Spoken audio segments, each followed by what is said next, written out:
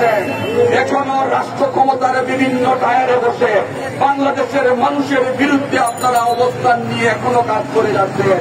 সুতরাং সাবধান হয়ে যান, আপনাদেরকে কিন্তু আমরা চিনি।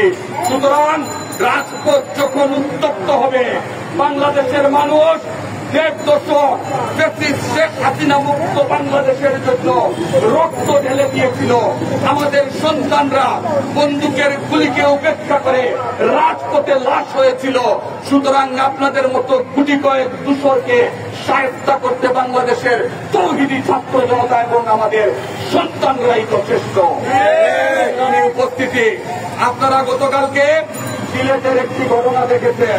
সেখানে সেই ফ্যাসিস্ট সরকারের আমলের একজন শ্রমিক নেতা, তার বিরুদ্ধে সুনির্দিষ্ট অভিযোগ থাকার পরেও 5 থেকে 7টি মামলা থাকার পরেও রাত্রে গ্রেফতার করার পরপরই পরের দিন সকালেই তাকে সকল মামলায় 7 মিনিটের মধ্যে আদালত তাকে জামিন দিয়েছে।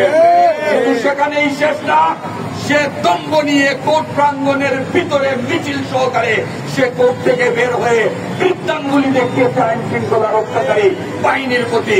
যে আইন শৃঙ্খলা বাহিনীর প্রতি তারা বৃত্তাঙ্গুলি দেখিয়েছে, আমরা বাংলাদেশের মানুষ একটি সহনশীল, আমরা বাংলাদেশের মানুষ একটি সুন্দর পরিবেশ, সকল দল মতের মানুষের জন্য একটি বাসযোগ্য বাংলাদেশের জন্য আমরা আন্দোলন করেছি।